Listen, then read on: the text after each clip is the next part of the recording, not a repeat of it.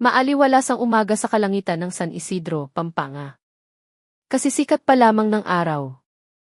Ang sinag nito ay kumikinang sa payapang ibabaw ng ilog Pampanga. Rinig pa sa malayo ang tilaok ng mga tandang. Samantala, ang mga ina ay abala na sa pagsasampay ng mga damit sa kanilang mga bakuran. Sa pampang ng ilog, isang matandang lalaki na nagngangalang Mang Lando ang naghahagis ng kanyang maliit na lambat. Mahigit 60 taon na siya. Maputi na ang kanyang buhok, maitim ang balat na sunog sa araw, ngunit malakas pa rin ang kanyang katawan, sanay sa pagtatrabaho sa bukid at sa ilog. Noong umagang iyon, nang sumabit sa isang mabigat na bagay ang inihagis niyang lambat, kakaiba ang kaba sa kanyang dibdib. Akala niya ay isang malaking troso lamang na naanod o isang lumang bariles na tinangay ng agos. Habang hinihingal, sinubukan niyang hilaing ito papunta sa pampang. Tumalsik ang tubig mula sa ilog, pinagpawisan ang katawan ni Mang Lando, kahit malamig pa ang simoy ng hangin sa umaga. Dahan-dahan, isang malaking bagay ang lumitaw mula sa ilalim ng ilog. Ito pala ay isang luma at kinakalawang na refrigerator, puno ng putik at lumot. Nagulat si Mang Lando. Sino ang magkakaroon ng puso na magtapon ng refrigerator sa ilog? Hindi ba't ang ilog na ito ang buhay ng kanilang baryo, kung saan naliligo ang mga tao, naglalaba at kumukuha pa ng tubig para sa pagluluto? Nais niyang itulak pabalik sa tubig ang refrigerator, ngunit mas malakas ang kanyang kuryosidad. Gamit ang natitirang lakas, kinalagkad niya ang refrigerator sa lupa hanggang sa tuluyan itong bumagsak sa maputik na pampang. Tumagaktak ang pawis sa kanyang noo. Umupo muna siya sandali sa isang bato, sinusubukang pakalmahin ang kanyang paghinga. Ngunit, isang kakaibang bagay ang agad na nagpatayo ng kanyang mga balahibo. Mula sa siwang ng kinakalawang na pinto ng refrigerator, mayroong umalingasaw na masangsang na amoy, isang amoy na hindi na bago sa mga taga-baryo, amoy ng lansa, amoy ng pagkabulok na hindi nagmumula sa putik o bangkay ng hayop. Bumilis ang tibok ng puso ni Mang Lando. Gamit ang nanginginig na kamay, kumuha siya ng isang piraso ng kahoy, sinubukang buksan ang pinto ng refrigerator. Umugong ang pinto, natuklap ang mga kalawang, at sa likod nito ay nakita ang isang piraso ng kupas na tela na naiipit ng isang tumpok ng sementong mailamat na. Akala niya ibasahan lang iyon o lumang damit. Ngunit nang tamaan ng sikat ng araw ang bagay na iyon, malinaw na nakita ang maliliit na piraso ng buto na maputlang puti. Isang maliit na tadyang. Napigilan ni Mang Lando ang kanyang sigaw. Matindi ang panginginig ng kanyang katawan. Alam niyang hindi ito buto ng hayop, ito ay buto ng tao. At higit na nakakakilabot, tila buto ng isang bata. Umatras si Mang Lando ng ilang hakbang, halos matumba sa putik. Namuo ang luha sa kanyang mga mata. Hindi siya nakapag-aral ng mataas, ngunit sinasabi ng kanyang kutob bilang tao na may isang madilim na lihim sa kanyang harapan na sinadyang itapon sa ilog. Gamit ang nanginginig pa ring mga kamay, agad siyang tumakbo patungo sa sari-sari store sa gilid ng kalsada ng baryo. Hingal na hingal siya. Nakiusap siya sa may-ari ng tindahan na tawagan ang pulisya. Ang boses sa kabilang linya ay nagpakalma sa kanya, pinayuhan siyang manatili sa lugar at huwag hawakan ang anuman. Ngunit, ang takot ay nagpanghina na sa kanyang mga binti. Muli siyang umupo sa lupa. Walang laman ang kanyang tingin habang nakatitig sa lumang refrigerator na ngayon ay parang isang isinumpang kabaong. Ang maliit na baryo sa San Isidro ay karaniwang payapa. Nagtatakbuhan ang mga bata sa mga pilapil. Ang mga ina ay nagsasaing habang nagkukwentuhan. Ang mga ama ay nagtatrabaho sa bukid, hindi kailanman nagkaroon ng anumang nakakatakot na pangyayari. Ngunit noong umagang iyon, ang balita tungkol sa refrigerator na naglalaman ng buto ng tao ay kumalat na parang apoy sa tuyong dayami. Nagsimulang dumating ang mga tao, nakatayo sa malayo, nagbubulungan na puno ng pangingilabot. Ilang matatanda ang nag-antanda ng krus, hinahaplos ang kanilang dibdib habang bumubulong na sira na ang mundo. Mayroon ding agad na iniugnay ito sa mga lumang kwento tungkol sa ilog na di umano ay nagtago ng maraming madidilim na lihim mula pa noong panahon ng mga Kastila. Pinagbawalan ang mga bata na lumapit, ngunit patuloy pa rin silang sumisilip na may halong takot at kuryosidad. Samantala, si Mang Lando ay nakaupo pa ring tulala, maputla ang mukha. Sa kanyang puso, tahimik siyang nagdarasal, humihiling na sana ang kaluluwa ng sinumang nasa loob ng refrigerator ay tanggapin sa piling ng Diyos. Mabigat ang kanyang dibdib. Para bang pinili siya ng tadhana upang matuklasan ang madilim na lihim na ito. Hindi nagtagal, narinig sa malayo ang papalapit na sirena ng sasakyan ng pulis. Ang makipot na kalsada ng baryo ay biglang naging abala. Bumaba ang ilang pulis, agad na naglagay ng police line at pinayuhan ang mga residente na umatras. Isang opisyal na maayos ang pananamit na nagngangalang Police Major Leo Vargas ang lumapit, seryosong nakatitig sa lumang refrigerator sa pampang ng ilog. Alam niyang hindi lang ito basta kalakal na basura. Ito ang simula ng isang malaking kwento. Isang kwentong puno ng misteryo at pagdurusa na iayanig hindi lamang sa maliit na baryo na iyon, kundi sa buong bansa. Tumingin si Major Vargas kay Mang Lando na nanginginig pa ring nakaupo sa lupa. Sa malumanay na boses, tinanong niya ang pangalan nito at ang nangyari noong umagang iyon. Pautal-utal na nagkwento si Mang Lando. Paminsan-minsan ay tumitingin siya sa refrigerator na para bang hindi pa rin makapaniwala sa kanyang nakita. Sa kabilang dako, ang ilog Pampanga ay patuloy na dahan-dahang umaagos, payapa na tila walang alam. Ngunit lahat ng nakatayo sa pampang ng ilog noong umagang iyon ay alam na ang ilog na kanilang minamahal ay kasasalin lamang ng isang madilim na lihim na nakalibing sa loob ng maraming taon. Nang opisyal nang napalibutan ng dilaw na police line ang lumang refrigerator, ang karaniwang payapang kapaligiran ng baryo ay naging tensyonado. Dose-dose ng mga residente ang nakatayo sa malayo, nagpipigil ng hininga, marahang nagbubulungan na para bang natatakot na ang kanilang mga boses ay magising ang mga kaluluwang nakakulong sa loob nito. Nagbigay ng maikling utos si Major Leo Vargas. Agad na bumuo ng harang ang mga pulis, tinitiyak na walang residente ang maglalakas loob na lumapit. Inilagay ang refrigerator sa gitna ng isang pansamantalang tolda na kararating lang upang ang proseso ng pagsusuri ay hindi maabala ng init ng araw o ng mga tingin na puno ng kuryosidad at takot. Si Mang Lando, ang nakatuklas, ay nakaupo pa rin sa isang silyang kahoy na hiniram mula sa bahay ng isang residente. Maputla ang kanyang mukha. Paminsan-minsan ay yumuyuko siya upang magdasal. Sinubukan siyang pakalmahin ng ilang batang pulis na may isang basong tubig. Nagpasalamat sila dahil kung hindi dahil sa kanyang ulat, ang lihim na iyon ay maaaring manatiling nakalibing sa ilog magpakailanman. Tumango lang si Mang Lando, namumuo ang luha sa kanyang mga mata.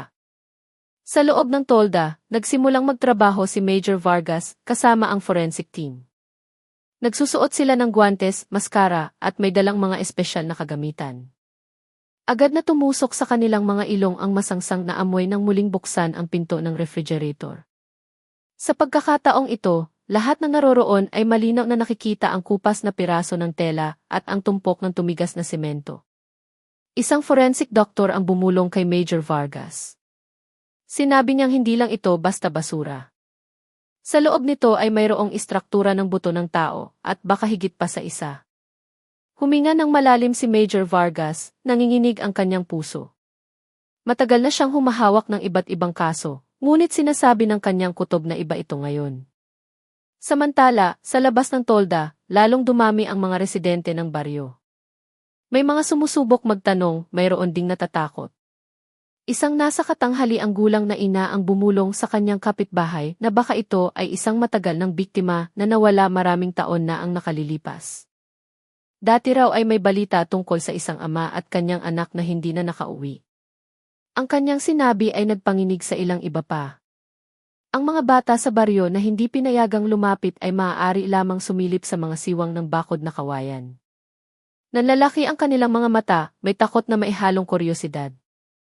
Isang lolo na nakatayo rin doon ay huminga ng malalim at marahang sinabi na kung totoong ang tao ito, hindi lang ito tungkol sa batas, ito ay tungkol sa konsensya.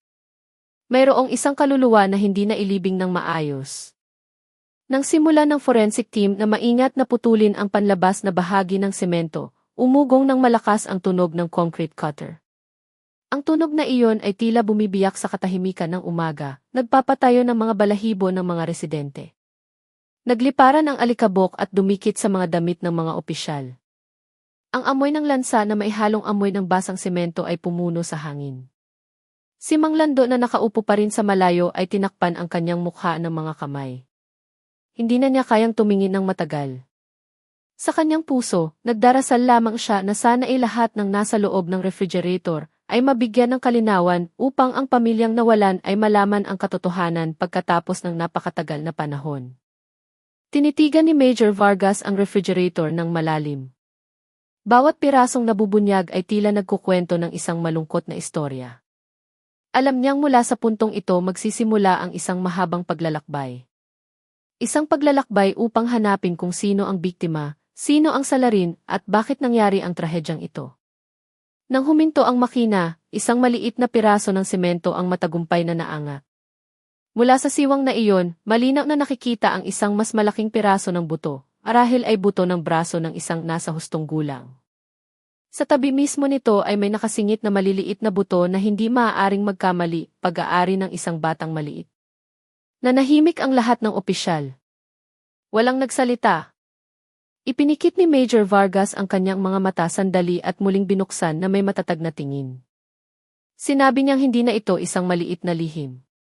Ito ay isang pagpatay. Mula ngayon, dapat itong gawing isang espesyal na kaso. Ang kanyang boses ay matatag. Ngunit sa kanyang puso, alam niyang hindi biro ang pasanin na naghihintay.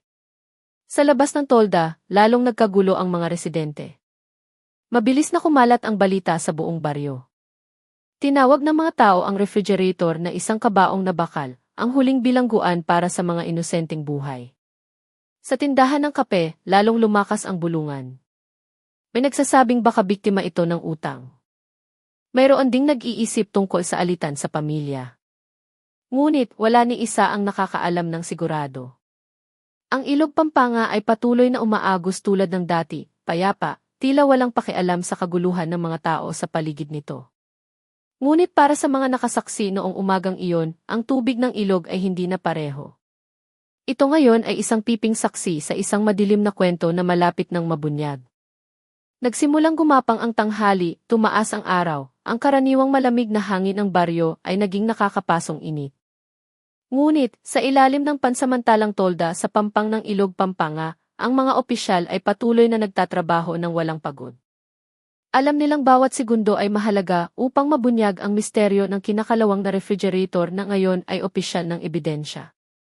Nagpasya ang forensic team na buksan ng maingat ang laman ng refrigerator.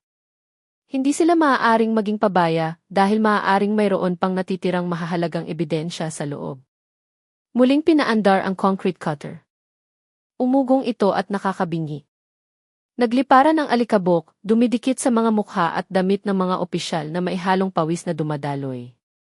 Si Mang Lando na kanina pa naghihintay sa silyang kahoy ay yumuko ng malalim. Hindi niya kayang tumingin ng matagal. Paminsan-minsan ay bumubulong siya ng dasal, humihiling na sana ang kaluluwa ng sinumang nasa loob ay makahanap ng liwanag patungo sa kabilang buhay. Ang mga residente ng baryo na nakatayo sa malayo ay mukhang malungkot din. Nagpipigil sila ng hininga sa tuwing naririnig ang tunog ng bakal na tumatama sa semento.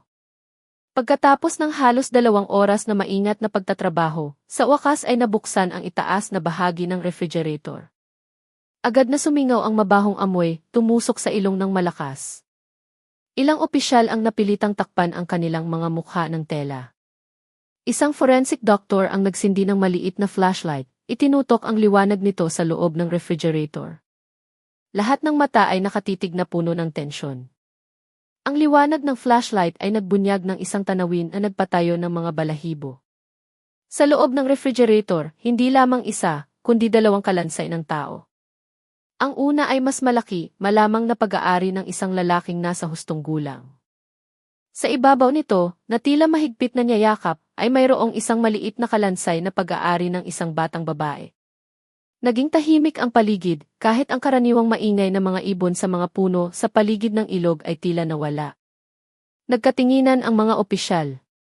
Seryoso ang kanilang mga mukha. Huminga ng malalim si Major Leo Vargas.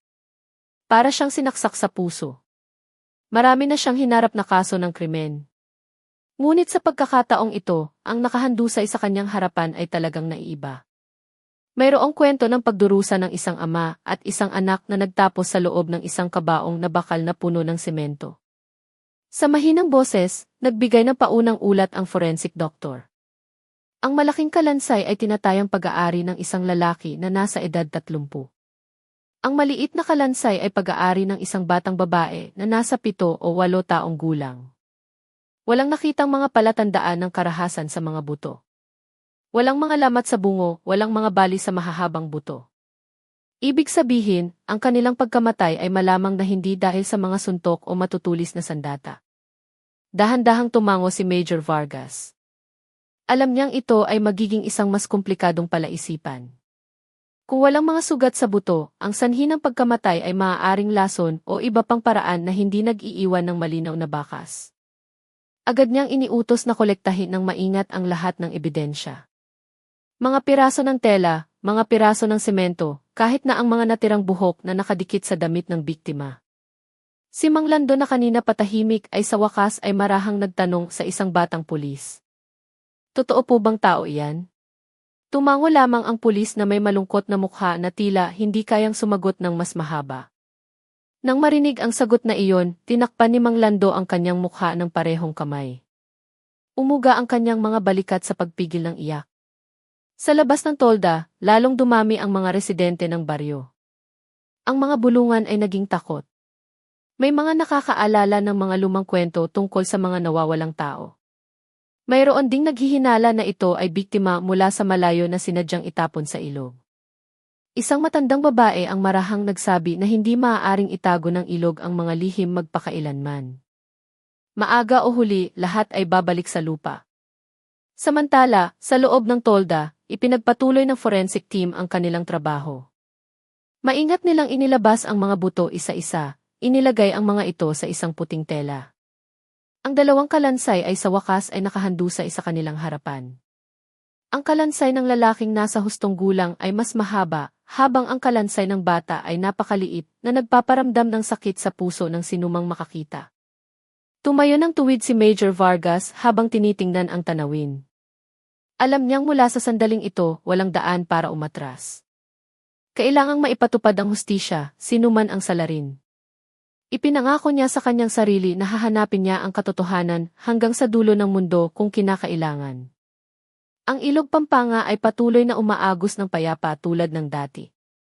Ngunit sa puso ng lahat ng naroroon sa pampang ng ilog sa araw na iyon, ang agos ng tubig ay hindi na pareho.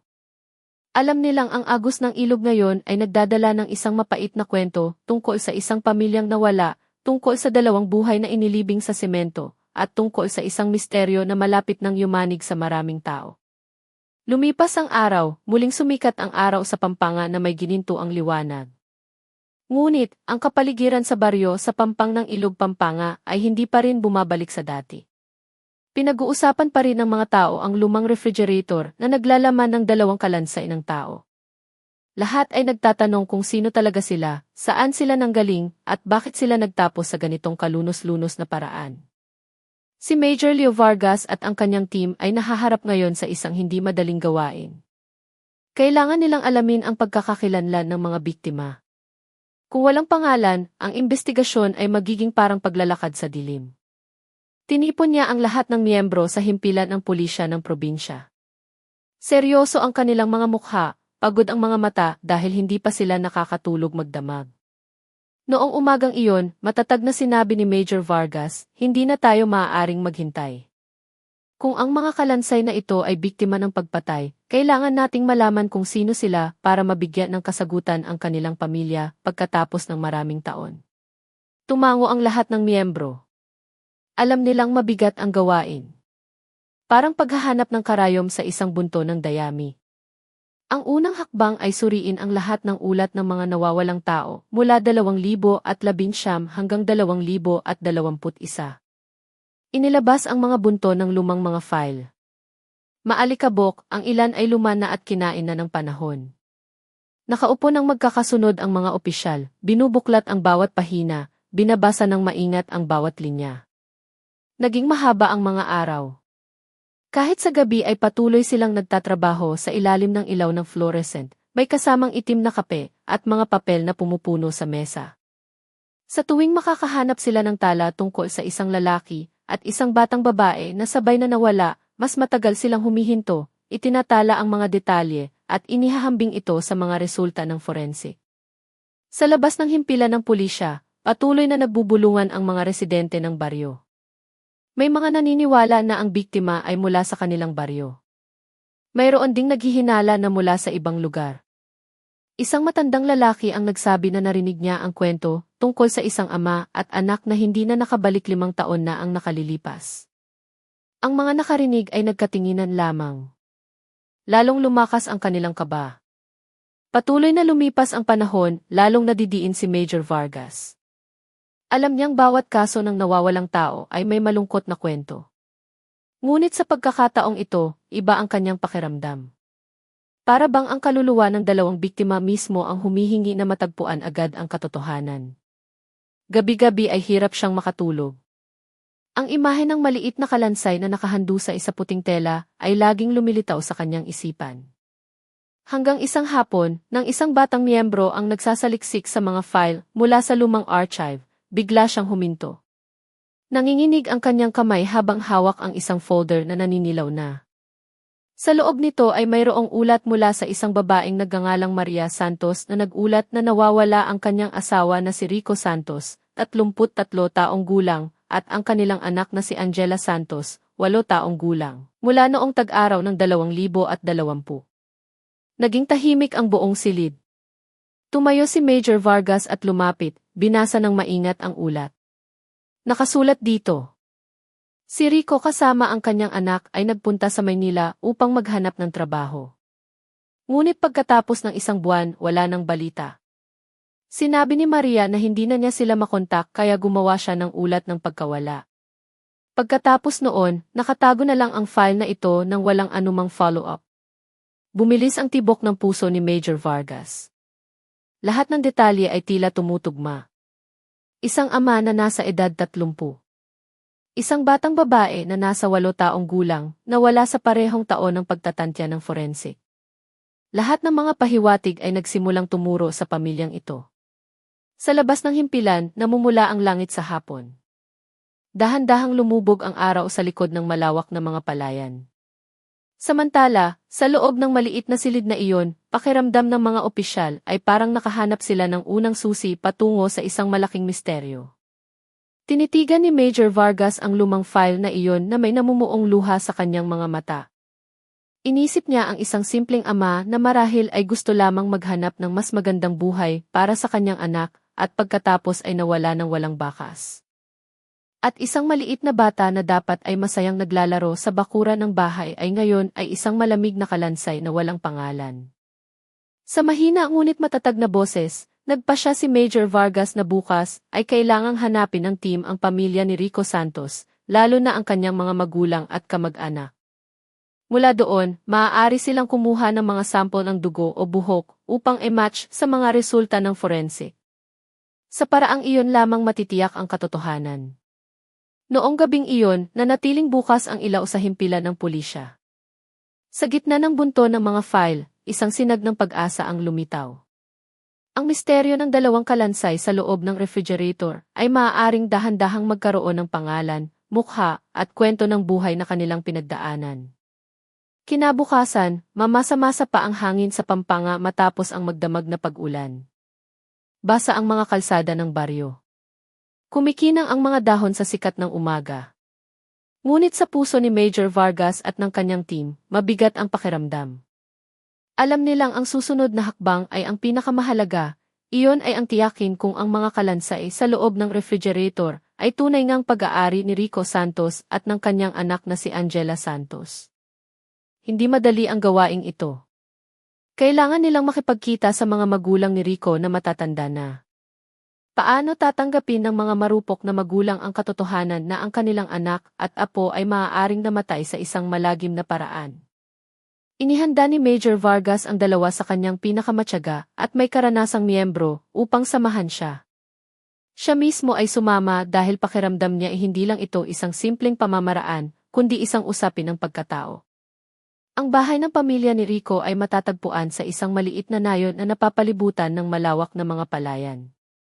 Simple ang bahay, gawa sa pulang ladrilyo na kupas na. Ang bubong na tisa ay may mga lamat na. Sa harap ng bakuran ay may isang matandang puno ng mangga na malago. Nang dumating ang grupo ng pulis, isang matandang lalaki na may tungkod na kahoy ang lumabas upang salubungin sila. Maputi na ang kanyang buhok, puno ng kulubot ang kanyang mukha. Siya ang ama ni Rico. Hindi nagtagal, isang matandang babae na may kupas na belo ang lumabas mula sa pinto. Malabo ang kanyang mga mata ngunit puno ng pag-aalala. Magalang na nagpakilala si Major Vargas. Hindi niya agad sinabi ang layunin ng kanilang pagdating.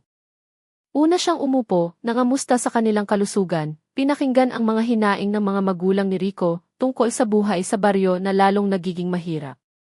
Ilang beses na pinunasan ng ina ang kanyang mga luha nang banggitin ang pangalan ng kanyang anak na 5 taon nang walang balita. Sinabi niyang gabi-gabi ay nagdarasal pa rin siya na sana ibumalik ng ligtas si Rico at ang kanyang apo. Nang medyo kumalma na ang sitwasyon, dahan-dahang binuksan ni Major Vargas ang usapan. Sinabi niyang iniimbestigahan ng pulisya ang isang kaso na posibleng may kaugnayan kina Rico at Angela. Hindi niya sinabi ang lahat ng detalyado, ipinaliwanag lamang na upang matiyak ang pagkakakilanlan, kailangan ng pulisya ng mga sample ng FAA mula sa pamilya. Nang marinig iyon, namutla ang mga mukha ng dalawang magulang ni Rico. Nagkatinginan sila, nanginginig ang kanilang mga puso. Sa wakas ay umiyak ang ina, nanginginig ang kanyang katawan.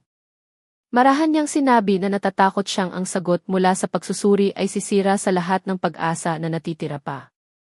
Ngunit sa matatag na puso, sa wakas ay tumango siya.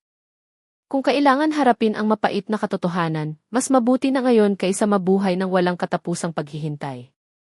Maingat na kinuha ng mga opisyal ang mga sample ng buhok at kaunting laway mula sa dalawang magulang ni Rico. Tahimik ang proseso, tanging ang tunog ng tilaok ng manok mula sa malayo ang maririnig. Pagkatapos, mahigpit na hinawakan ng ama ni Rico ang kamay ni Major Vargas. Namumuo ang luha sa kanyang mga mata. Sinabi niyang ipinaubaya na niya ang lahat sa Diyos at umaasa siyang makakamit ng pulisya ang hustisya para sa kanyang anak at apo. Agad na dinala ang mga sample ng EEG sa forensic laboratory sa lungsod. Ang mga sumunod na araw ay naging panahon ng paghihintay na puno ng pagkabalisa. Halos gabi-gabi ay nakaupo si Major Vargas sa kanyang opisina, tinitingnan ang bunton ng mga file ng kaso. Ang imahe ng matatandang mukha ng mga magulang ni Rico ay laging nasa kanyang isipan, na lalong nag-udyok sa kanyang puso na tapusin ang kasong ito hanggang sa huli. Pagkatapos ng 2 araw na puno ng pagkabalisa, sa wakas ay dumating ang resulta ng pagsusuri. Malinaw na sinasabi ng siyentipikong ulat na ang FAA mula sa mga buto ng lalaking nasa hustong gulang at ng bata mula sa refrigerator ay tugma sa linya ng dugo ng mga magulang ni Rico. Walang anumang duda. Ang mga kalansay ay tunay ngang pag-aari ni Rico Santos at ng kanyang anak na si Angela Santos. Nang basahin ang resulta, biglang naging tahimik ang opisina. Lahat ng miyembrong naroroon ay yumuko lamang, ang ilan ay huminga ng malalim. Ipinikit ni Major Vargas ang kanyang mga mata ng ilang segundo at muling binuksan na may tingin na puno ng determinasyon. Alam niyang lalong naging malinaw ang kanilang gawain. May pangalan na ang 2 biktima. Ngayon ay oras na upang hanapin kung sino ang malupit na kumuha ng kanilang buhay. Ngunit bago iyon, kailangan niyang bumalik sa bahay ng mga magulang ni Rico. Alam niyang ang balitang ito ay dudurog sa kanilang mga puso. Noong hapong iyon, bumalik siya sa maliit na nayon na iyon dala ang balitang hindi kailanman nais marinig ng sinuman. Sa beranda ng bahay, nakaupo at naghihintay ang ama at ina ni Rico. Ang kanilang mga mukha ay puno ng pag-asa at pagkabalisa. Sa nanginginig na boses, sinabi ni Major Vargas na lumabas na ang resulta ng EEG. Ang mga kalansay sa loob ng refrigerator ay tunay ngang sina Rico at Angela. Bumuhos ang iyak. Napahandusay sa sahig ang ina, habang ang ama ay nakatingin lamang sa langit na walang laman. Dumaloy ang kanyang mga luha sa kanyang kulubot na pisngi. Yumuko ng malalim si Major Vargas. Mabigat ang kanyang puso. Ngunit, ipinangako niya sa kanyang sarili na hindi dito magtatapos ang katotohanan. Kailangang matagpuan ang pumatay, kailangang maipatupad ang hustisya. Nang matukoy ang pagkakakilanlan ng mga biktima, pumasok sa bagong yugto ang investigasyon. Ang lahat ng atensyon ay nakatuon na ngayon sa isang tao, si Maria Santos, ang asawa ni Rico Santos at ina ni Angela Santos. Siya ang taong 5 taon na ang nakalilipas ay nag-ulat ng pagkawala ng kanyang asawa at anak. Ngunit, ang ulat na iyon mismo ang naging simula ng hinala. Muling binasa ni Major Vargas ang kopya ng lumang ulat. Nakasulat sa tala na sinabi ni Maria na nagpunta sina Rico at Angela sa Maynila para maghanap ng trabaho at hindi na bumalik. Sinabi niyang hindi niya sila makontak at sa huli ay gumawa ng ulat ng pagkawala na sa unang tingin ay tila normal. Ngunit habang sinusuri, mas maraming bagay ang hindi ka panipaniwala. Napansin ng ilang miyembro ng investigation team ang unang kahina-hinalang bagay. Bakit isasama ng isang ama ang kanyang maliit na anak na babae para maghanap ng trabaho sa malayo? Pangalawa, bakit walang kasunod na pagsisikap si Maria na hanapin sila? Walang karagdagang ulat, walang pagtatangkang puntahan ang mga kamag-anak sa ibang lugar. Isang beses lang siyang nag-ulat at pagkatapos ay nanahimik na lang. Alam ni Major Vargas na hindi sapat ang hinala lamang. Nagpasya siyang alamin ang buhay mag-asawa ni Rico at Maria bago ang trahedya. Ipinadala ang investigation team sa lumang barangay kung saan dati nakatira ang mag-asawa. Ang kanilang bahay ay naibenta na sa bagong may-ari, ngunit ang mga dating kapitbahay ay naroroon pa rin. Isa-isang tinawag ang mga kapitbahay para sa kanilang testimonya. Mula sa mga kwentong lumabas, dahan-dahang nabuo ang larawan ng pamilya. Kilala si Rico bilang isang simpleng lalaki, masipag magtrabaho sa isang maliit na talyer, at mapagmahal sa kanyang asawa at anak. Madalas siyang nakikitang naghahatid kay Angela sa eskwela gamit ang kanyang lumang motorsiklo. Ngunit maraming kapitbahay ang nagsabi na iba si Maria. Mas gusto niyang mag-ayos. Madalas siyang lumalabas ng bahay sa gabi at minsan ay nakikita kasama ng isang lalaking hindi niya asawa. Isang matanda sa barangay ang nagsabi na may halong pag-aalala na alam naman ni Rico, ngunit nagbubulag-bulagan siya para mapanatili ang kanyang pamilya. Mahal na mahal niya ang kanyang anak kaya pinili niyang magtiis kahit nasasaktan ang kanyang puso. Ayon sa matanda, ang pasensya ni Rico ay maaaring naging sanhi ng kanyang kapahamakan. Mula sa ibang testimonya, nagsimulang lumitaw ang pangalan ng isang lalaki, si Benji Reyes, isang construction worker na madalas nakikitang pumupunta sa bahay kapag nagtatrabaho si Rico. Sinabi ng mga residente na madalas nilang nakikita si Benji na nakaupo sa beranda kasama si Maria, at minsan ay sobrang lapit ng kanilang pag-uusap. Naging usap-usapan ito sa barangay, ngunit walang naglakas loob na sawayin sila ng direkta.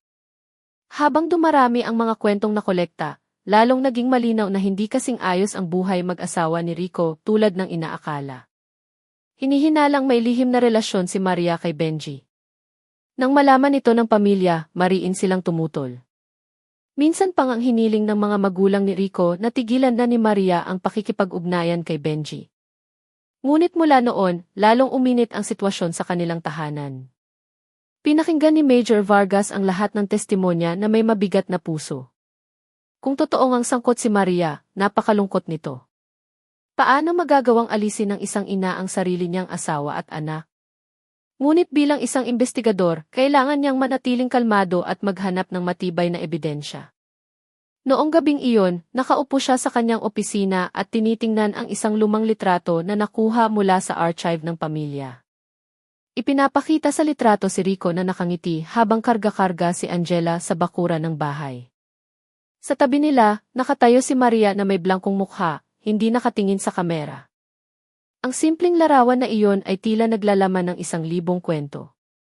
Determinado si Major Vargas, bukas, kailangang mas malalim na suriin ng team ang mga bakas ni Maria. Nasaan siya ngayon? Ano ang kanyang buhay pagkatapos mawala ang kanyang asawa at anak? At totoo bang kasama pa rin niya si Benji Reyes? Kailangang masagot ang lahat ng tanong na iyon. Sa labas ng opisina, tahimik ang gabi sa Pampanga. Dala ng hangin ang amoy ng palay na nagsisimulang manilaw. Ngunit para kay Major Vargas at sa kanyang team, hindi nagbigay ng kapayapaan ang gabing iyon.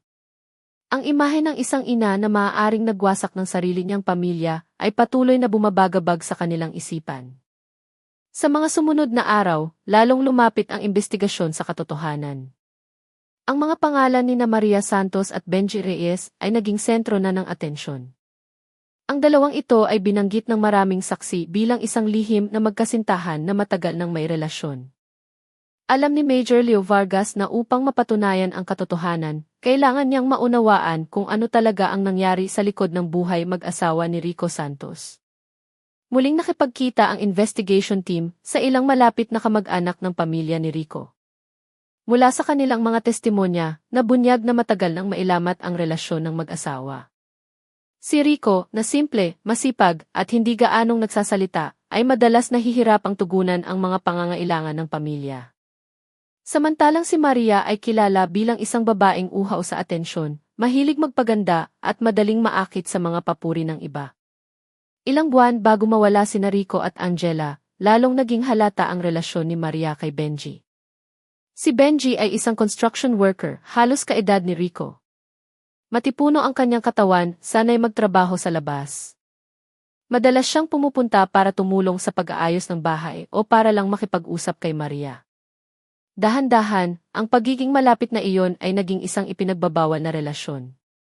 Nakarating ang balitang iyon sa mga magulang ni Rico. Pinayuhan nila si Maria na magising sa katotohanan at alagaan ang kanyang pamilya. Ngunit sa halip na magbago, lalong tumigas ang ulo ni Maria. Minsan pa nga ihayagan niyang sinabi na hindi na niya mahal si Rico. Iyon ang lalong nagpahirap kay Rico, ngunit nanatili siyang matatag para sa kanyang nag-iisang anak, si Angela Santos. Ayon sa isang malapit na kapitbahay, napakalapit ni Angela sa kanyang ama. Madalas nakikita ang bata na nakaupo sa kandungan ni Rico habang nakikinig sa mga kwentong pambata bago matulog. Si Rico ang liwanag sa buhay ni Angela, habang si Angela ang dahilan para manatiling matatag si Rico. Ngunit sa kasamaang palad, ang pagmamahal na iyon ay humantong sa isang trahedya. Sinimulang buuin ni Major Vargas ang malaking larawan. Si Maria, na nahulog ang loob kay Benji, ay pakiramdam niya ihadlang ang kanyang asawa at anak. Nais niyang maging malaya kasama ang kanyang lihim na kasintahan, ngunit mariing tumutol ang pamilya. Para kay Maria, sina Rico at Angela ay naging isang tanikala na pumipigil sa kanya. Mula dito, nagsimulang tumubo ang binhi ng masamang balak na dahan-dahang naging isang nakakatakot na plano. Noong gabing iyon, nakipagpulong si Major Vargas sa kanyang team. Muli nilang sinuri ang mga resulta ng forensic. Walang bakas ng karahasan sa mga buto, kaya malamang na namatay ang mga biktima dahil sa lason. Kung totoo, ibig sabihin ay may maingat na pagpaplano. Hindi maaaring gamitin ang laso ng walang intensyon. Ibig sabihin, ang pagpatay ay hindi isang biglaang pangyayari, kundi pinag-isipan ng matagal. Kinabukasan, pinuntahan ng investigation team ang palengke kung saan madalas mamili si Maria. Ilang tindera ang nakakilala sa kanya. Ikinuwento nila na minsan ay kasama ni Maria ang isang lalaking hindi niya asawa. May isang nakakaalala, ilang araw bago mawala sina Rico at Angela, bumili si Maria ng mas maraming pagkain kaysa karaniwan, kabilang na ang sariwang isda para lutuing sinigang. Isang tindera pa ang nakakaalala na nakita niya si Benji na naghatid kay Maria gamit ang motorsiklo. Lahat ng testimonya na iyon ay lalong nagpatibay sa hinala na may espesyal na relasyon sina Maria at Benji. Hindi lang isang relasyon ng pag-ibig, kundi posibleng pagkasangkot sa isang madilim na plano na kumitil sa dalawang inosenteng buhay. Naramdaman ni Major Vargas ang isang mabigat na pasanin sa moral. Siya ay isang investigador, sanay na humarap sa iba't ibang kasong kriminal. Ngunit, sa pagkakataong ito, ang hinaharap niya ay hindi isang ordinaryong krimen. Ito ay isang kwento ng pagtataksil ng isang asawa sa isang tapat na asawa. Isang kwento ng isang ina na maaaring nagawang isakripisyo ang sarili niyang dugot laman para sa bulag na pag-ibig. Noong hapong iyon sa kanyang maliit na opisina, tinitigan ni Major Vargas ang isang malaking mapa ng Pampanga na nakasabit sa dingding. Isang pulang pin ang nagmamarka sa lokasyon ng baryo kung saan dating nakatira si Rico. Alam niyang isang hakbang na lang ay mabubunyag na ang katotohanan. Ngunit alam din niyang ang susunod na hakbang ay yayanig sa maraming puso. Dahil kung totoo ngang sina Maria at Benji ang mga salarin, kailangang maghanda ang mundo na tanggapin ang mapait na katotohanan na ang maling pag-ibig ay maaaring maging apoy na susunog sa buong buhay. Araw-araw, ang investigasyon ay nagdadala kay Major Vargas at sa kanyang team palapit sa katotohanan. Ang mga piraso ng kwento mula sa mga saksi ay nagsimulang magkabit-kabit upang bumuo ng isang buong larawan. Mula dito, naiisip nila kung paano binuo ang masamang plano. Si Maria, na uhaw sa kalayaan, ay lalong naging malapit kay Benji Reyes. Ang kanilang relasyon ay hindi na lamang isang lihim na pagtatagpo. Nangarap silang mamuhay ng magkasama ng walang Rico at Angela sa gitna. Ngunit ang pagnanais na iyon ay laging nababangga sa katotohanan. Ayaw ni Rico na makipaghiwalay. Mariin ding tumutol ang pamilya sa diborsyo. Habang lumilipas ang mga araw, lalong nadidiin si Maria. Sa gitna ng pagkalito, tumubo ang binhi ng masamang balak. Si Benji, na isang construction worker, ay kilalang mahusay magtrabaho sa semento at bakal. Sanay siyang maghalo, gumawa ng mga pader, o magbuhos ng pundasyon. Ang kasanayang iyon ang magiging kasangkapan sa paglilibing ng dalawang inosenteng buhay. Mula sa testimonya ng ilang tao, nalaman ng pulisya na noong huling bahagi ng Hulyo 2020, nakita si Maria na abala sa palengke.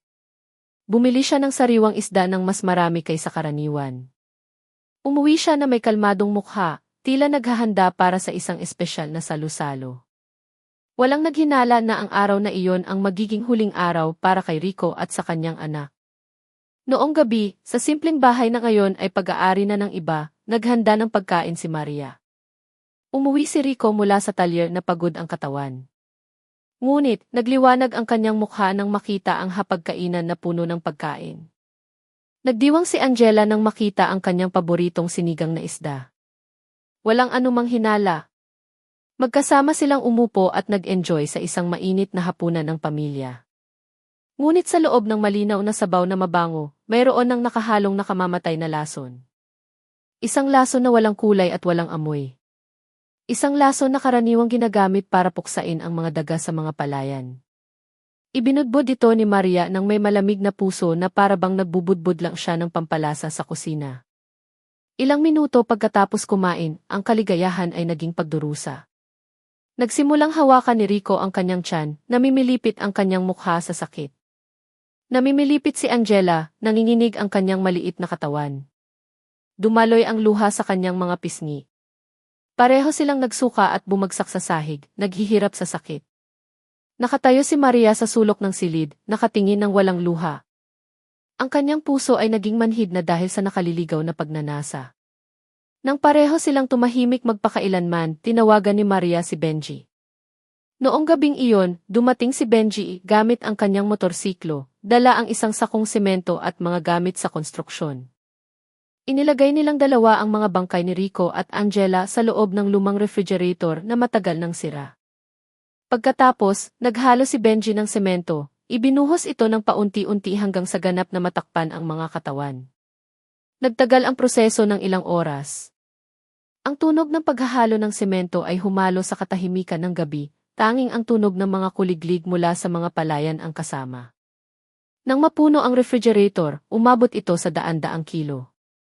Mahigpit itong isinara ni Benji, tinitiyak na walang siwang.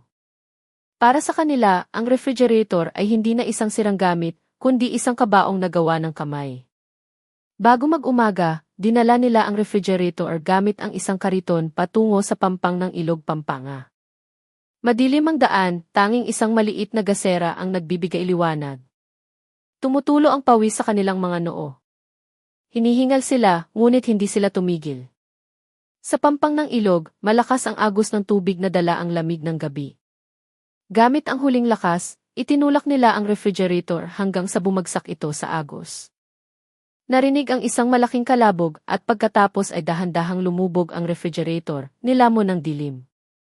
Ang ilog na matagal nang naging pinagkukunan ng buhay ng mga residente ay ngayon ay napilitang magtago ng isang madilim na lihim.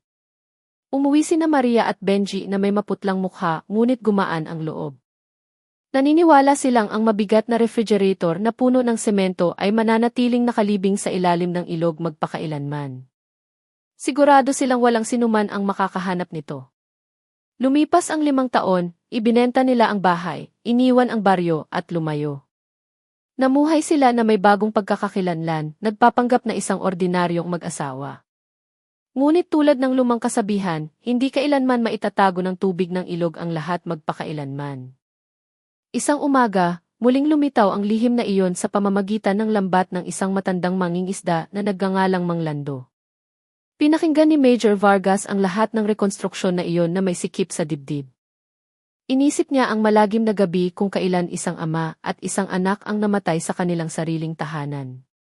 Inisip niya ang mukha ni Angela na kailangang mawala ng kinabukasan dahil lamang sa bulag na pag-ibig ng isang ina.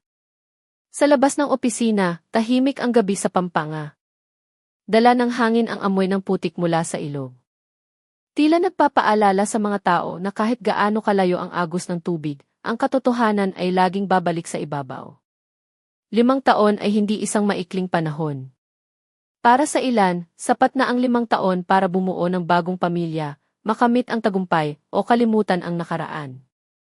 Ngunit para kay Major Vargas at sa kanyang team, ang 5 taon ay nangangahulugang mas malabo na ang mga bakas, mas hindi na malinaw ang mga saksi, at mas mahirap nang hanapin ang ebidensya. Gayunpaman, wala silang pagpipilian kundi sundan ang mga bakas nina Maria Santos at Benji Reyes.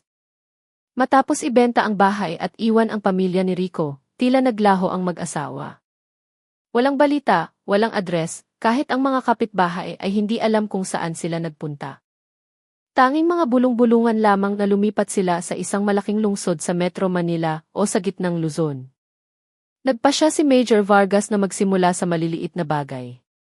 Sinuri ng investigation team ang mga talaang administratibo, mga transaksyon sa pagbebenta ng lupa, mga bank account, at mga talaang sibil. Hindi na lumitaw ang pangalan ni Maria Santos sa Pampanga pagkatapos ng 2020. Ganoon din ang pangalan ni Benji Reyes. Ngunit, isang mas malalim na paghahanap ang nagpakita ng isang transaksyon sa pagbebenta ng bahay sa pangalan ni Maria na ginawa ng nagmamadali. Ang perang nakuha mula sa pagbebenta ay kinuha bilang cash sa isang malaking halaga at pagkatapos ay wala ng bakas. Lumipas ang mga araw na puno ng tensyon. Nagtrabaho ang team araw at gabi, binubuklat ang mga file, tumatawag sa mga tanggapan ng civil registrar sa iba't ibang rehiyon at sinusuri ang mga datos mula sa ibang mga himpilan ng pulisya. Tila lahat ay walang patutunguhan na para bang nilamon ng lupa ang 2 tao. Ngunit, isang sinag ng pag-asa ang lumitaw ng isang batang miyembro ang matagumpay na nakahanap ng isang talaan ng trabaho sa isang proyekto ng konstruksyon sa Metro Manila. Nakatala ang pangalan ni Benji Reyes bilang isang arawang construction worker noong 2021 sa isang industrial na lungsod, ang Quezon City. Mula doon, nagsimulang umusad ang investigasyon. Agad na nagtungo ang team sa Quezon City. Nagtanong sila sa mga dating foreman ng proyekto, sinundan ang mga inuupahang bahay na dati nilang tinirhan.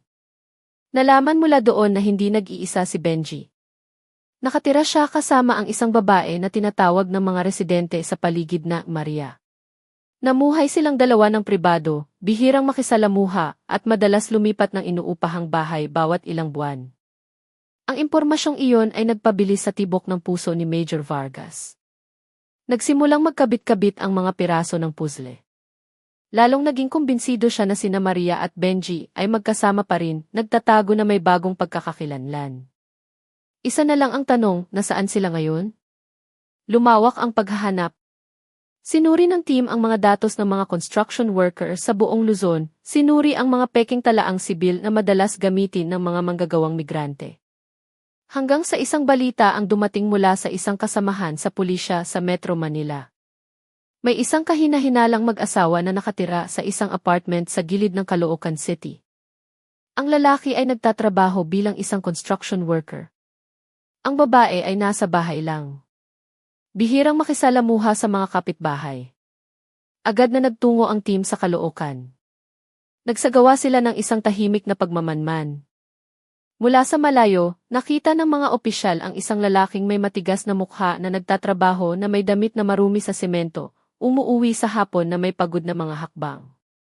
Sa loob ng bahay, isang babae ang lumabas sandali upang bumili ng mga pangangailangan sa kusina. Nakatakip ang kanyang mukha ng isang simpleng belo, ngunit hindi maitago ng kanyang matalas na mga mata ang pagkabalisa. Si Major Vargas na kasamang nagmamanman ay nakaramdam ng sikip sa dibdib. Sigurado siyang sila nga sina Maria at Benji. 5 taon silang nagtago, nagpapanggap na isang ordinaryong mag-asawa, habang nagtatago ng isang madilim na lihim sa kanilang likuran. Ngunit, hindi nais ni Vargas na magpadalos-dalos. Alam niyang kailangang gawin ang pag-aresto ng may maingat na pagpaplano. Para dito, nakipag-ugnayan siya sa lokal na pulisya, naghanda ng isang estratehiya para hindi makatakas ang dalawa. Bawat galaw nila ay itinatala, mula sa oras ng pag-alis sa trabaho hanggang sa kanilang mga gawi sa gabi. Lahat ng detalye ay kinolekta para matiyak ang tamang oras para kumilos. Noong gabing iyon, matapos bumalik sa pansamantalang himpilan, matagal na nakaupo si Major Vargas habang tinitingnan ang kanyang mga tala.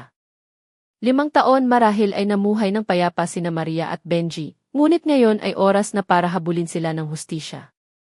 Ibinalik na ng Ilog Pampanga ang lihim nito. Ang gawain ng mga tao ngayon ay tuparin ang pangako sa 2 kaluluwang nakakulong sa loob ng sementadong refrigerator. Sa labas, marahan ang simoy ng hangin sa gabi, dala ang amoy dagat mula sa hilagang baybayin.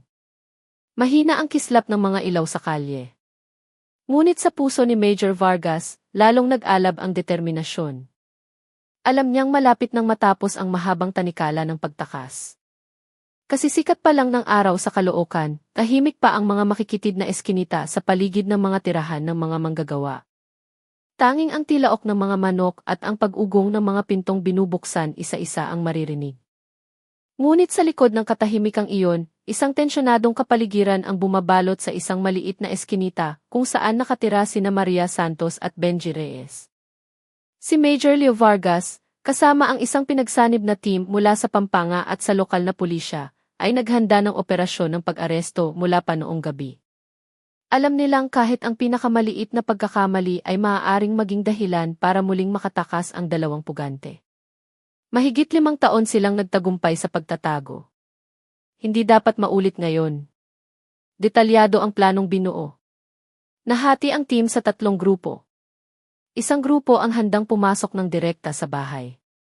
Isang grupo ang magbabantay sa likurang eskinita para harangan ang daan palabas, at isa pang grupo ang magbabantay sa labas para hindi magpanik ang mga residente.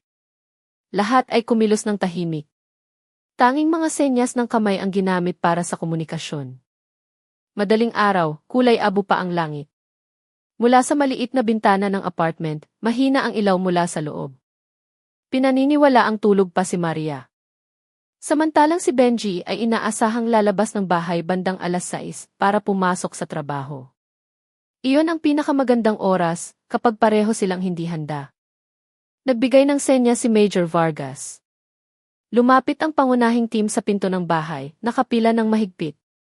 Regular ang kanilang paghinga kahit malakas ang tibok ng kanilang mga dibdib. Sa isang maikling senyas, sinira ang pinto. Isang malakas na tunog ang bumasag sa katahimikan ng umaga. Nabiyak ang lumang pintong kahoy. Agad na pumasok ang mga miyembro ng team. Sa loob ng bahay, biglang nagising sina Maria at Benji na mahimbing pa ang tulog. Nagulat sila nang makita ang ilang taong nakasuot ng uniforme ng pulis na nakatutok sa kanila, sinasabihang sumuko. Mabilis na bumangon si Benji, takot ang mukha. Ngunit, 2 opisyal na ang nakahawak sa kanya. Sumigaw ng malakas si Maria, umalingaw ang kanyang boses sa makipot na silid, ngunit agad na pinusasan ang kanyang mga braso. Naging mabilis ang lahat. Sa loob ng ilang segundo, wala nang magawa ang mag-asawa. Nakakapit ang mga posas na bakal sa kanilang mga pulso. Yumuko si Benji, maputla ang mukha, nanginginig ang katawan. Nanatiling tahimik si Maria, blanko ang kanyang mga mata, na para bang nawala na ang lahat ng kanyang lakas. Samantala, nagsimulang lumabas ng kanilang mga bahay ang ilang kapitbahay, naguguluhan sa kaguluhan. Agad silang pinakalma ng mga pulis, ipinaliwanag na ito ay isang opisyal na operasyon. Ang ilan sa mga residente ay nagbulungan lamang, nagulat dahil ang mag-asawang matagal nang namumuhay ng pribado ay may itinatagong malaking lihim. Nang makontrol na ang sitwasyon, inilabas sina Maria at Benji mula sa bahay. Dinala sila patungo sa sasakyan ng pulis na naghihintay na sa dulo ng eskinita. Nagsimulang sumikat ang araw, tumama ang sinag nito sa kanilang mga mukha na puno ng tensyon.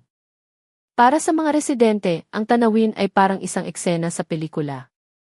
Para kay Major Vargas, ito ang resulta ng isang mahabang paglalakbay na puno ng pagod. Sa loob ng sasakyan, tahimik ang kapaligiran. Nakaupo si Maria na may malamig na mukha. Blanko ang kanyang tingin sa bintana. Walang iyak, walang salita ng pagsisisi. Samantalang si Benji ay ilang beses huminga ng malalim na para bang pinipigilan ang kaguluhan sa kanyang dibdib. Ipinikit sandali ni Major Vargas ang kanyang mga mata habang nakaupo sa harap. 5 taon ng kaso, sa wakas, noong umagang iyon, ang 2 taong pinaghihinalaang pangunahing salarin ay nasa kamay na ng batas. Ngunit alam niyang hindi pa tapos ang trabaho. Mayroon pang mabigat na gawain na alamin ang katotohanan, pakinggan ang mga pag-amin, at patibayin ang ebidensya sa korte. Naglakbay ang grupo patungo sa lokal na himpilan ng pulisya bago sila dalhin pabalik sa Pampanga. Sa buong paglalakbay, ang abalang mga kalsada ng Caloocan ay hindi na naging ordinaryo. Para kay Major Vargas, bawat kilometro ay isang hakbang patungo sa hustisya. Nang dumaan ang sasakyan sa isang maliit na tulay sa ibabaw ng isang ilog, sandaling tumingin si Vargas sa agos ng tubig na kumikinang sa sikat ng umaga. Naalala niya ang ilog Pampanga. Ang lugar kung saan natagpuan ang refrigerator na naglalaman ng 2 inosenteng buhay. Doon nagsimula ang lahat at dito sa wakas muling nagkabit-kabit ang mga sinulid. Pagdating sa himpilan ng pulisya, pinaghiwalay sina Maria at Benji sa 2 magkaibang silid. Handa na ang investigation team na simulan ang paunang pagsisiyasat. Tumayo sandali si Major Vargas sa harap ng pinto, huminga ng malalim. Alam niyang magiging mahaba ang araw, ngunit sigurado rin siyang isa-isang mabubunyag ang katotohanan dahil hindi kailanman titigil sa paghahabol ang batas. Noong araw na iyon, mas malamig kaysa karaniwan ang interrogation room sa himpilan ng pulisya ng Pampanga. Ang puting ilaw ng fluorescent ay nagbibigay liwanag sa isang simpleng mesang kahoy na puno na ng mga gasgas. Sa isang matigas na silyang bakal, nakaupo ang isang lalaking may matipunong katawan, ngunit ngayon ay mukhang marupok, maputla ang mukha, at magulo ang buhok. Siya si Benji Reyes, ang lalaking sa loob ng 5 taon ay namuhay sa pagtakas kasama si Maria Santos. 2 opisyal ang nakaupo sa harap niya, habang si Major Vargas ay nakatayo sa isang sulok ng silid, nagmamasid na may matalas na tingin. Mukhang balisa si Benji, paulit-ulit na tumatama ang kanyang paa sa sahig. Paminsan-minsan ay hinahaplos niya ang kanyang mukha gamit ang kanyang nanginginig na kamay. Sa simula, pilit niyang itinanggi ang lahat. Sinabi niyang isa lamang siyang ordinaryong construction worker na walang alam. Inamin niyang sumama lamang siya kay Maria sa Caloocan dahil naawa siya sa isang biyuda na iniwan ng asawa at anak. Pautal-utal ang kanyang mga salita. Mahina ang kanyang tono, ngunit malinaw na hindi mapakali ang kanyang puso. Ang mga bihasang opisyal ay hindi nagmadaling idiin siya. Alam nilang ang kasinungalingan ay babagsak ng kusa kung hahayaan. Tinanong nila ang maliliit na bagay tungkol sa kanyang trabaho, kung kailan niya unang nakilala si Maria, at tungkol sa mga huling araw sa Pampanga bago mawala sina Rico at Angela. Habang tumatagal ang mga tanong, lalong humihina ang mga sagot ni Benji. Nagsimulang tumulo ang pawis sa kanyang noo. Kahit may aircon ang silid, iniiwasan niya ang tingin ng mga opisyal. Madalas na nakatingin sa sahig ang kanyang mga mata. Si Major Vargas na nagmamasid mula sa sulok ay alam na oras na para sa huling dago. Isang opisyal ang naglabas ng ilang litrato mula sa isang folder. Ang unang litrato ay ang luma at kinakalawang na refrigerator na natagpuan sa ilog. Ang pangalawang litrato ay nagpapakita ng mga buto na nakaayos sa isang puting tela. At ang huling litrato, ang pinakamasakit, ay ang resulta ng digital facial reconstruction ng mga biktima na nagpapakita ng mukha ni Rico Santos at ng isang batang nagngangalang Angela Santos. Tinitigan ni Benji ang mga litrato na may nanlalaking mga mata, nanginginig ang kanyang mga kamay, humihingal, at namumutla na para bang nawala ang lahat ng dugo sa kanyang katawan. Tinakpan niya ang kanyang mukha ng parehong kamay, nanginginig ang kanyang katawan. Hindi gaanong nagsalita ang mga opisyal. Inilagay lamang nila ang mga litrato sa mesa, hinayaan siyang tumitig ng matagal. Naging tahimik ang silid, tanging ang tunog ng mabagal na pagtibok ng orasan ang maririnig, na tila nagdaragdag sa bigat sa dibdib ni Benji. Sa wakas, sa isang mahinang boses, sinabi niya, "Tama na po, hindi ko na kaya." Totoo lahat, kasama ako doon. Ang mga salitang iyon ay nagpabago sa buong silid.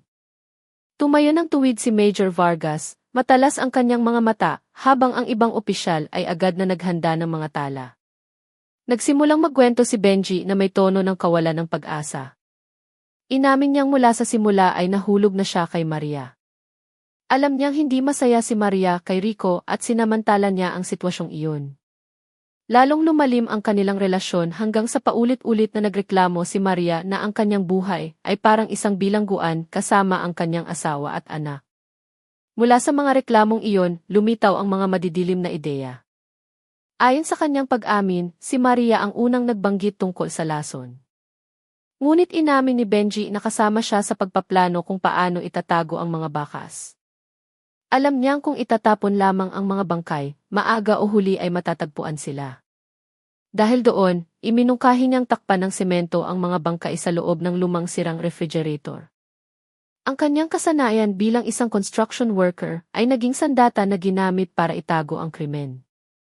Noong gabing iyon, matapos mamatay sina Rico at Angela, dahil sa lason sa pagkain, dumating si Benji para tumulong. Inilagay nilang dalawa ni Maria ang mga bangkay sa refrigerator.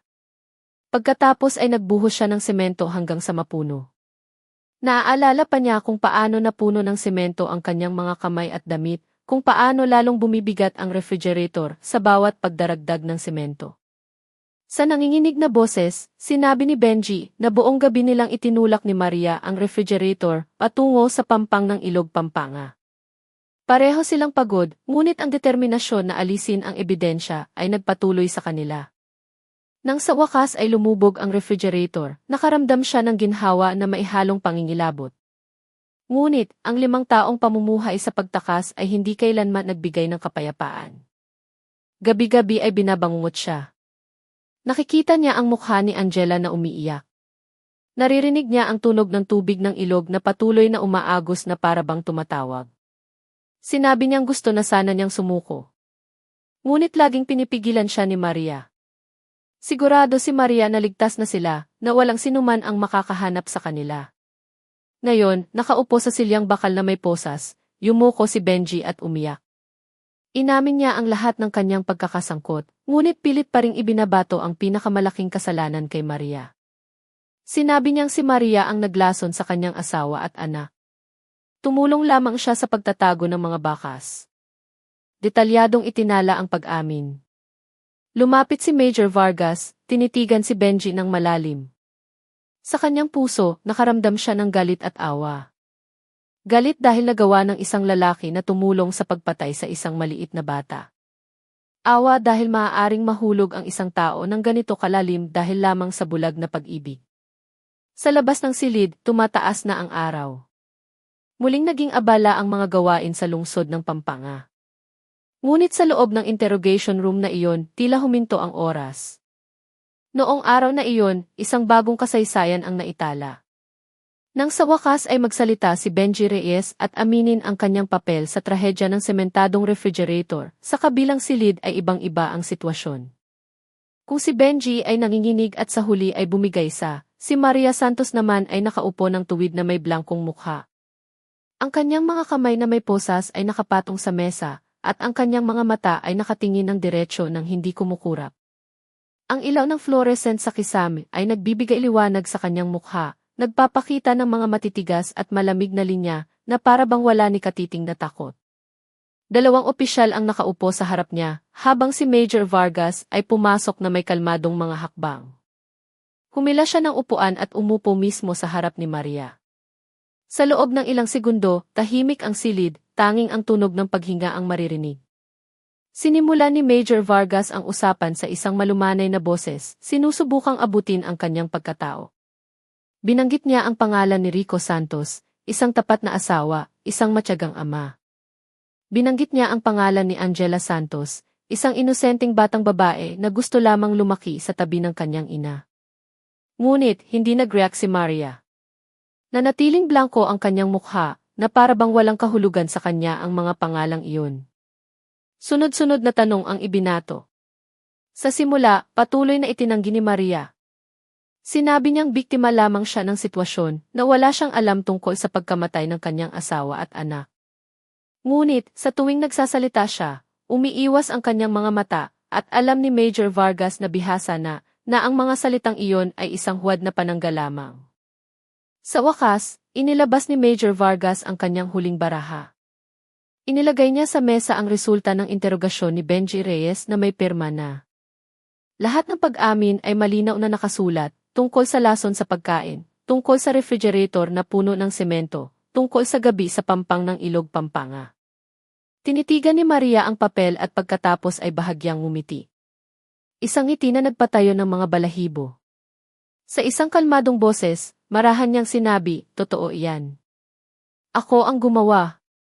Ang mga salitang iyon ay lumabas ng walang anumang pag-aalinlangan. Walang panginginig sa kanyang boses, walang luha sa kanyang mga mata.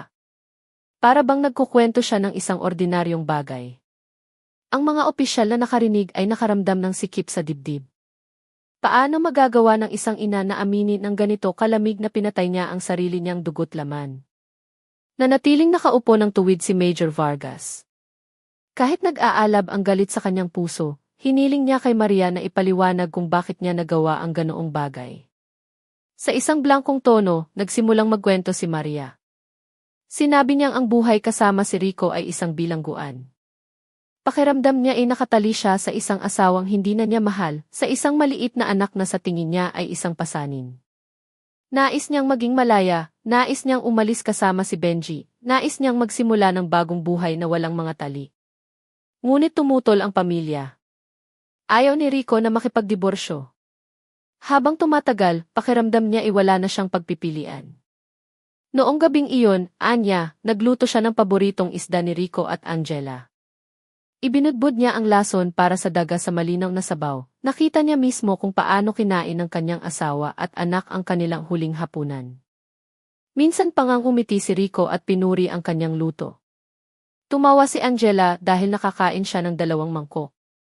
Nagkwento si Maria ng walang tigil, walang emosyon, na para bang inuulit ang isang ordinaryong alaala. Nang magsimulang mamilipit sa sakit ang kanilang mga katawan, nakatayo lamang si Maria at nakatingin. Hindi siya tumulong, hindi tumakbo para humingi ng tulong. Naghintay lamang siya hanggang sa matapos ang lahat. Pagkatapos noon, tinawagan niya si Benji at magkasama silang bumuo ng plano para ilubog ang mga bangkay sa sementadong refrigerator. Si Major Vargas na nakikinig sa kwento ay pakiramdam niya ilalong sumisikip ang silid. Marami na siyang hinarap na mga salarin. Ngunit ngayon lang siya nakarinig ng isang pag-ami na ganito kalamig mula sa isang ina na pumatay ng sarili niyang anak. Isang batang opisyal ang hindi na nakatiis. Nagtanong siya sa nanginginig na boses, bakit magagawa ng isang ina na patayin ang kanyang anak na 8 taong gulang pa lang? Tumingin si Maria na may walang ekspresyong mukha, at pagkatapos ay maikling sumagot, para paglaki niya, hindi na siya magtatanong kung nasaan ang tatay niya. Ang sagot na iyon ay nagpatahimik sa buong silid. Yumuko ang batang opisyal, basa ang kanyang mga mata.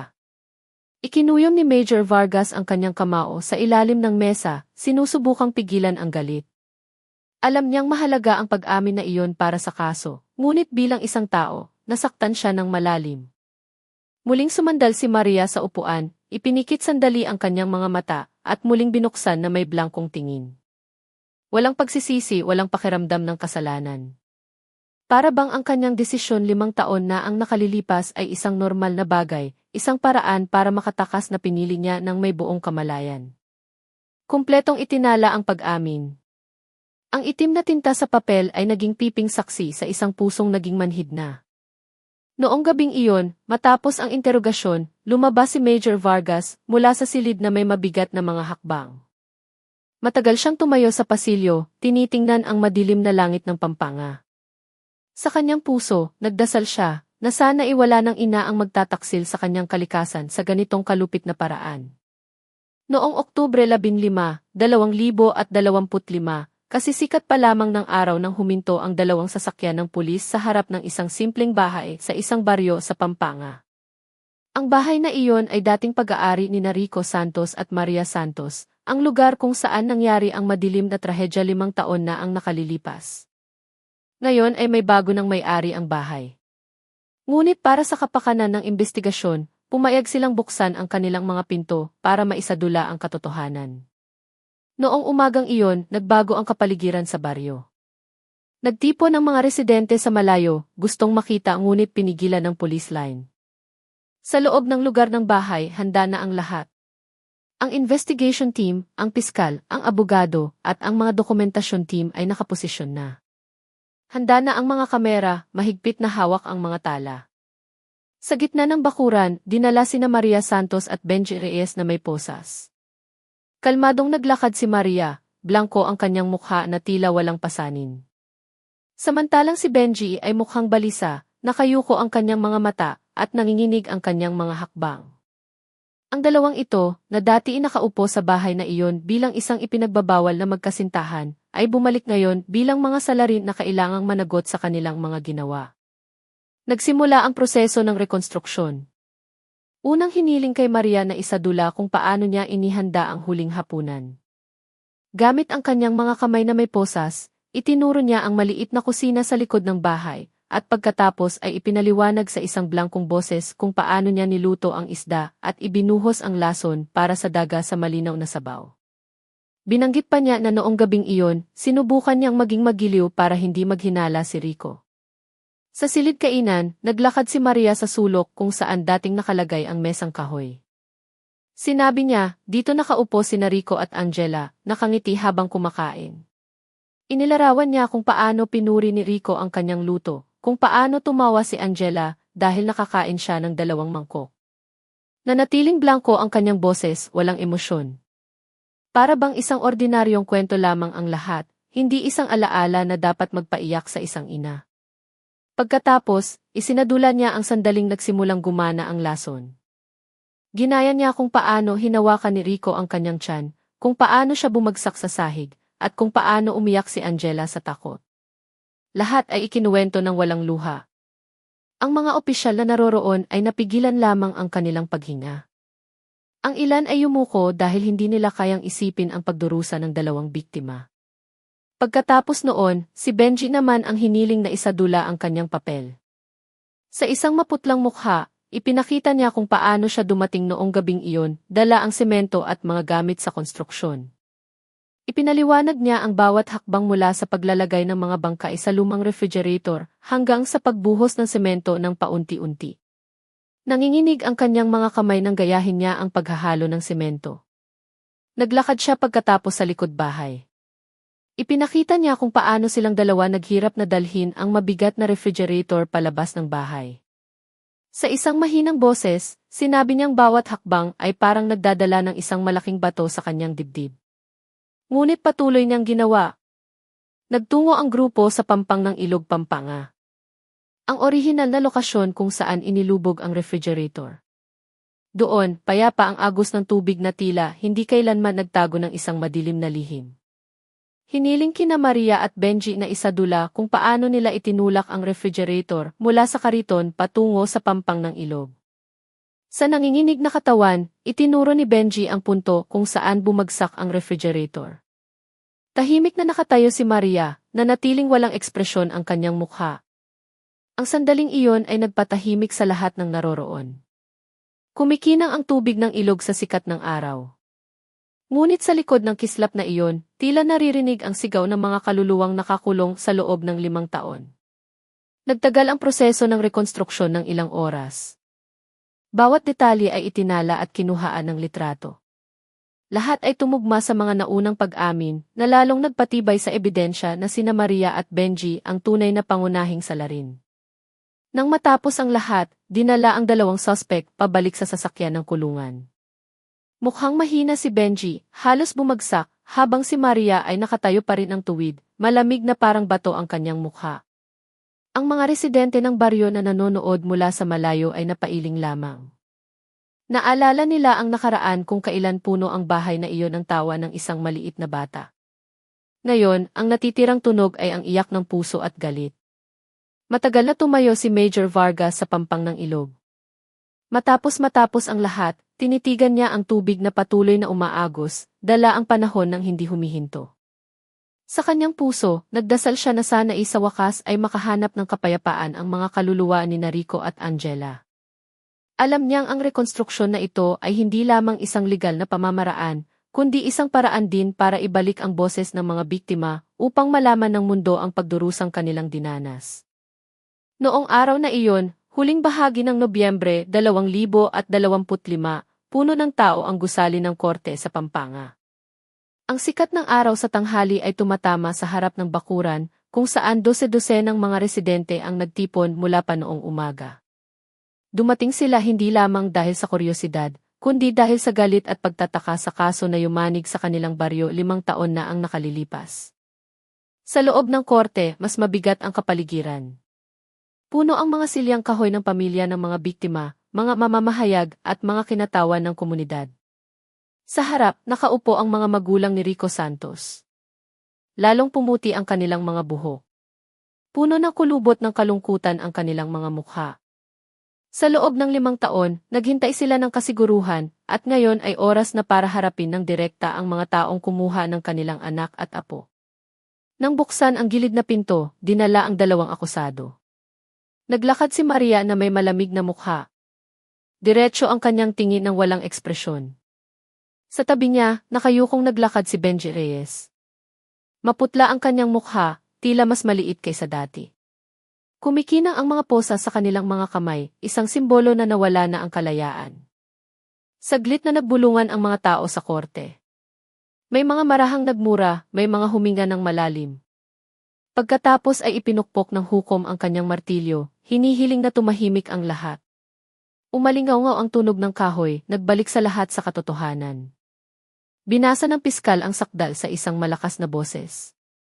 Malinaw na binanggit kung paano nilaso ni Maria ang kanyang asawa at anak, kung paano tumulong si Benji na itago ang mga bakas gamit ang sementadong refrigerator, kung paano sila tumakas at nagtago sa loob ng 5 taon. Bawat salita ay tumusok sa puso ng mga nakikinig. Ilang tao ang yumuko, pinipigilan ang luha. Nang bigyan ng pagkakataon na magsalita ang pamilya ng biktima, lalong naging malungkot ang kapaligiran sa korte. Sa nanginginig na boses, sinabi ng ama ni Rico na hindi niya kailanman inisip na magagawa ng isang manugang na sirain ang kanyang sariling pamilya. Binanggit niya ang pangalan ng kanyang apo, si Angela, na may pigil na iyak. Sabi niya, gabi-gabi ay nagigising pa rin siya, nararamdaman na naririnig niya ang mga maliliit na hakbang ni Angela na tumatakbo sa bakuran. Ang mga salitang iyon ay nagpaiyak sa maraming tao sa silid. Tahimik na nakaupo si Maria, na natiling malamig ang kanyang mukha. Yumuko si Benji, ilang beses pinunasan ang kanyang mga mata gamit ang likod ng kanyang kamay. Pagkatapos ay binigyan ng hukom ng pagkakataon ang 2 akusado na magsalita. Sa isang mahinang boses, inamin ni Benji na nagsisisi siya. Sinabi niyang nabulag siya ng pag-ibig kaya nagawa niya ang isang bagay na hindi niya kailanman inisip. Umiyak siya at humingi ng tawad sa pamilya ng mga biktima, kahit alam niyang walang salitang makakapagbura sa isang kasalanan na ganito kalaki. Nang si Maria na ang magsasalita, naging tahimik ang paligid, lahat ay naghihintay ng may tensyon. Sa isang blankong boses, sinabi ni Maria na matagal na niyang hindi mahal si Rico. Pakiramdam niya ay nakakulong siya, pakiramdam niya ay walang saysay ang kanyang buhay, kaya pinili niya ang landas na iyon. Tungkol kay Angela, malamig siyang sumagot. Sinabi niyang kung hahayaan niyang mabuhay ang bata, isang araw ay tiyak na magtatanong ito tungkol sa kanyang ama. Ang mga salitang iyon ay nagdulot ng kaguluhan sa silid. Narinig ang mga galit na sigaw mula sa mga manonood. Kailangang ipukpok ng hukom ang kanyang martilyo ng maraming beses para pakalmahin ang sitwasyon. Agad na itinala ng mga mamamahayag. Tinuon ng mga kamera ang mukha ni Maria na nanatiling hindi nagbabago. Agad na sumabog ang reaksyon ng publiko. Sa labas ng gusali, sumigaw din sa galit ang mga residenteng naghihintay ng marinig ang balita tungkol sa malamig na pag-amin. Ang kasong ito ay hindi na lamang isang trahedya ng pamilya, kundi isang simbolo ng pagkasira ng moralidad kapag ang bulag na pag-ibig ang naghahari sa puso. Tinapos ng piskal ang kanyang pahayag sa pamamagitan ng paghiling ng pinakamataas na parusa. Iginiit niyang si Maria ang pangunahing salarin na nilason ang sarili niyang dugot laman ng may malupit na pagpaplano. Binanggit niyang ang kilos na iyon ay isang pagtataksil sa lahat ng halaga ng pagkatao, sa kalikasan ng isang ina. Si Benji, kahit hindi direktang naglason, ay itinuring na isang aktibong kasabwat kaya nararapat din siyang tumanggap ng parehong parusa. Lalong bumigat ang kapaligiran sa korte. Umiyak ang mga magulang ni Rico. Inalalayan sila ng kanilang mga kamag-anak. Tinakpan ng ilang residente ang kanilang mga mukha, hindi kayang tingnan ang kalupitan ng katotohanan. Tinapos ng hukom ang paglilitis sa araw na iyon sa pamamagitan ng pag-anunsyo na babasahin ang hatol sa susunod na pagdinig. Ipinukpok ang martilyo, ipinagpaliban ang pagdinig. Nang dalhin sina Maria at Benji palabas, sumigaw ang mga residenteng pumuno sa bakuran na puno ng galit. Kinailangan ng pulisya na gumawa ng harang para hindi makalapit ang mga tao. Sa gitna ng mga sigaw, patuloy na naglakad si Maria na may manhid na mukha. Samantalang si Benji ay yumuko lamang, nanginginig ang kanyang katawan. Noong araw na iyon, tila huminto sandali ang Pampanga. Walang makakalimot sa emosyonal na paglilitis. Para sa pamilya ng mga biktima, lalong lumalim ang sakit. Para sa komunidad, ang kasong ito ay naging isang paalala kung paano maaaring mahulog ang isang tao sa pinakamadilim na bangin dahil sa maling pag-ibig. Noong araw na iyon, huling bahagi ng Nobyembre 2025, muling napuno ng tao ang korte. Mabigat ang hangin sa loob ng gusali. Tila alam na ng lahat ng naroroon na ang araw na ito ang magiging katapusan ng mahabang paglalakbay ng kaso na yumanig sa Pampanga. Sa upuan ng mga akusado, magkatabing nakaupo sina Maria Santos at Benji Reyes.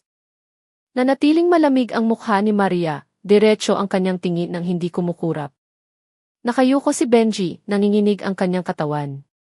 Paminsan-minsan ay humihinga siya ng malalim na tila sinusubukang pakalmahin ang kanyang sarili. Sa harap, magkahawak kamay na nakaupo ang mga magulang ni Rico Santos. Puno ng kulubot ng kalungkutan ang kanilang mga mukha, namamaga ang mga mata dahil sa walang tigil na pag-iyak. Pumasok ang hukom at ipinukpok ang kanyang martilyo ng 3 beses. Umalingaw-ngaw ang tunog ng kahoy, nagpatahimik sa buong silid. Sa isang matatag na boses, sinimulan niyang basahin ang hatol. Binanggit na isinaalang-alang ng korte ang lahat ng ebidensya, ang testimonya ng mga saksi, ang mga resulta ng forensic, at ang pag-amin ng 2 akusado. Binanggit din kung paano ginawa ang krimen nang may maingat na pagpaplano, sa isang malupit na paraan, na may layuning alisin ang 2 inosenteng buhay para sa isang ipinagbabawal na relasyon. Nang banggitin ng hukom ang pangalan ni Angela Santos, tila muling narinig ng lahat ang maliit na boses na iyon. Ang 8 taong gulang na batang babae na dapat sana'y nasa ika-5 baitang na ngayon ay kinuha ang buhay ng taong dapat sana'y nagpoprotekta sa kanya. Maraming tao sa korte ang yumuko, pinipigilan ang iyak. Sa wakas, lumabas ang mga salitang iyon ng malinaw at walang pag-aalinlangan. Ipinapataw ng korte ang parusang kamatayan sa mga akusadong sina Maria Santos at Benji Reyes. Ang hatol na iyon ay sinalubong ng hiyawan sa korte. May mga sumigaw na sumasang-ayon, may mga umiyak sa ginhawa, at mayroon ding nanatiling tahimik na may sikip sa dibdib. Agad na umiyak si Benji, nanlambot ang kanyang katawan sa upuan, dumaloy ang kanyang mga luha. Sinubukan niyang magsalita, humingi muli ng tawad. Ngunit naputol ang kanyang boses sa pag-iyak. Iba si Maria. Nanatili siyang nakaupo ng tuwid. Matigas ang kanyang mukha, bahagya lamang kumurap ang kanyang mga mata. Walang pagsisisi, walang luha. Para bang ang hatol na kanyang narinig ay mga salitang walang laman lamang. Sa harap, nagyakapan ang mga magulang ni Rico. Bumuhos ang kanilang iyak. Hindi dahil sa kaligayahan, kundi dahil sa wakas ay nakamit nila ang kasiguruhan na hindi namatay ng walang kabuluhan ang kanilang anak at apo. Ang kanilang mga luha ay mga luha ng ginhawa. Pagkatapos ng 5 taon na pamumuhay sa dilim at paghihintay. Muling ipinukpok ng hukom ang kanyang martilyo, tinapos ang pagdinig. Naging maingay ang silid. Agad na itinaas ng mga mamamahayag ang kanilang mga kamera. Nagbulungan ang mga residente, ang ilan ay sumigaw sa ginhawa. Pagkatapos ay dinala ng pulisya ang 2 akusado palabas ng korte sa pamamagitan ng isang mahabang at tahimik na pasilyo. Mahinang naglakad si Benji, halos kalagkarin ang kanyang katawan. Nanatiling naglakad si Maria na may malamig na mukha, hindi tumingin sa kanan o sa kaliwa. Ang 2 kapalaran ay natukoy na, at ang kanilang landas ay patungo na lamang sa iisang direksyon, ang pinakamabigat na parusa. Sa labas ng gusali, mababa na ang araw sa hapon. Nakatayo pa rin ang mga tao sa bakuran, nag-uusap, hinahaplos ang kanilang mga dibdib, umiiling. Ang kasong ito ay nagturo sa kanila ng isang mapait na aral. Na ang maling pag-ibig ay maaaring maging lason, na ang pagnanasang hinayaang lumago ay maaaring sumira sa isang pamilya, at kahit na gawing berdugo ng sarili niyang dugo't laman ang isang ina. Nakatayo si Major Vargas sa hagdan ng korte, tinitingnan ang kulay kahel na langit. Sa kanyang puso, nakaramdam siya ng ginhawa, ngunit mabigat din. Alam niyang naipatupad na ang hustisya, ngunit ang mga sugat na naiwan ay hindi kailanman maghihilom.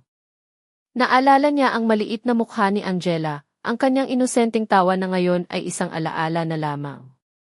Noong gabing iyon, sa kani-kanilang mga bahay, marami pa ring residente ang nag-uusap tungkol sa kasong ito.